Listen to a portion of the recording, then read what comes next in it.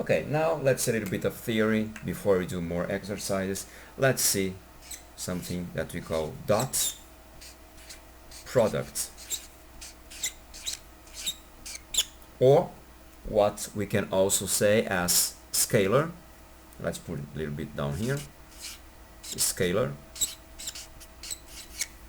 product. Okay, those in here. And what is those? Well, those is when we have two vectors. Let's give a name for them. This is going to be vector A, and maybe vector A has this magnitude and this direction. Okay, sorry, has this magnitude and this direction, magnitude and direction. And let's say vector B, like this, has a it is smaller, has a lower magnitude, and also different direction. Okay, it points like horizontally. So a vector has a magnitude and a direction.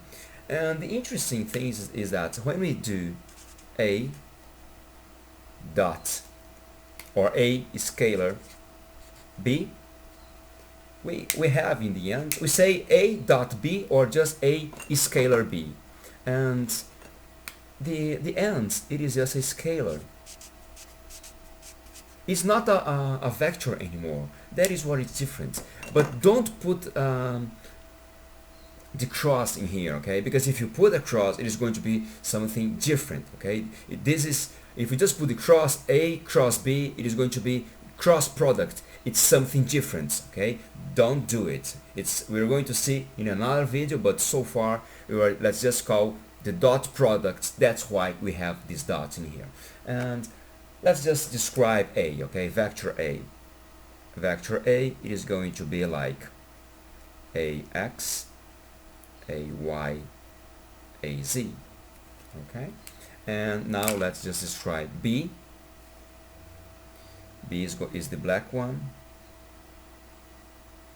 B, it is going to be BX, BY, and BZ, the three coordinates. We are using the Cartesian system, okay? And we know that the answer for this is this. Let me put in blue. So the end, okay, so when we just multiply A dot B, that is going to be, I'm going to put in red, is going to be AX times BX plus AY times BY plus AZ scalar BZ. It is just going to be that, and that is a number, you see.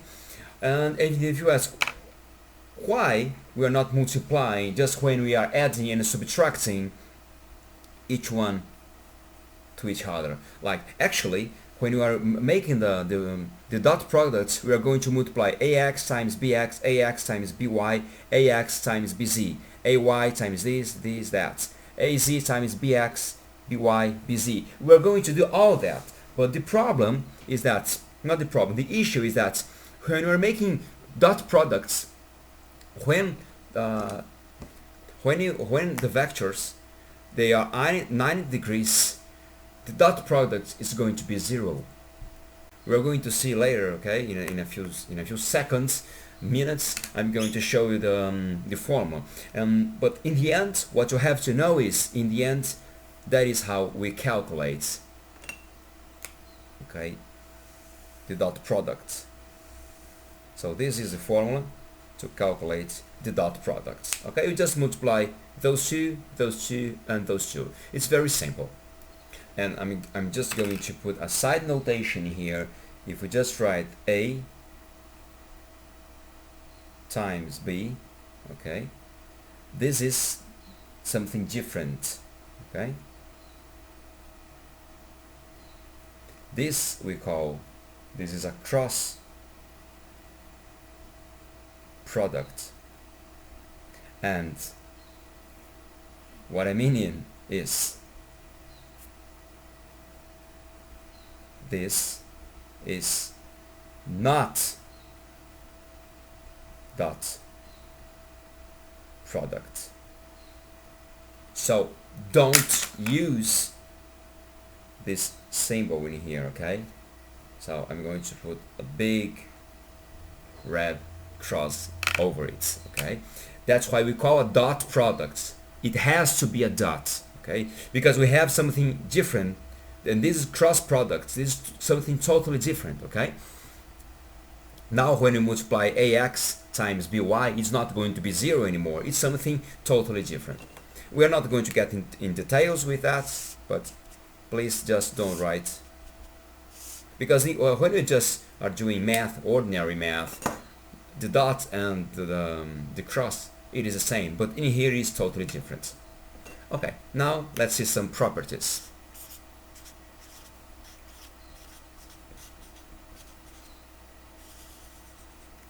Okay, the first one you're going to see is going to be the commutative property.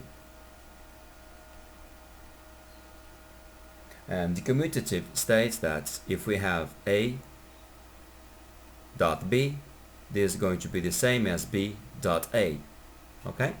Because we are just multiplying, look, AX times BX, it is the same as BX times AX. It is just the same. It doesn't matter which one comes first. The next one is going to be the distributive property. Distributive. And the distributive, it is going to say that A dot B plus C, it is going to be like A dot B plus A dot C. No problems. Okay. Now let's see another property. The next one is going to be scalar multiplication. 1, 2, 3. Scalar multiplication. Well, if we just have, for instance, let's suppose A dot B dot C, and let's suppose that A, it is a scalar, okay? I'm going to denote like this. This is a vector, this is a vector, and now A, it is as a scalar. What is going to be? Well, we can write like this. This could be like A dot B, then multiply by the vector C, or we could also make like A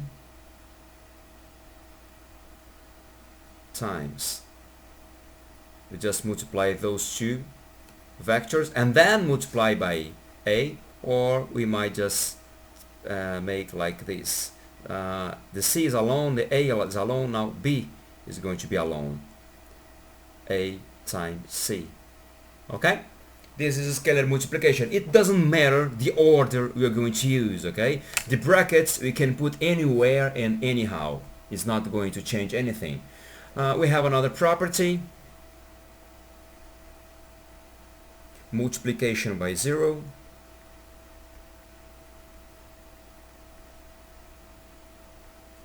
By 0. That is also trivial. So A 0 times our vector, it is just going to be 0. Why? Because 0 times A 0, 0 times Y 0, 0 times is 1 0. We are going to 0 everything. We have another property, number 5, when they are orthogonal. When vectors are orthogonal, meaning they are 9 degrees. Okay, when they are orthogonal, what is that meaning? The meaning of that, let's just make A dot B. If they are orthogonal, this is going to be 0. Okay, that is the reason why the dot product, it is just ax times bx, because every time we make ax times by, they are orthogonal, okay? If we just put that on 3D, they are going to be orthogonal. And when we multiply ax times bz, well, the x is orthogonal to the z, okay? So everything that is orthogonal, it is 0 when you're talking about dot products. And that is why the only possible products we have, it is just when you multiply x by x, y by times y, and z by z. That's why we have this very simple formula in here. This is not going to happen when you do cross products. That's why I told you it's very different. And I saved the best for the last part. The most important thing about the dot product, it is going to be that. I'm going to put in all in red because this is the most important thing. Well, when we just multiply a dot b, that is going to be the modulus of a times the modulus of b times the cosine of the angle between them. This is most important property that we're going to use when dealing about the dot product. It means that, remember, we had our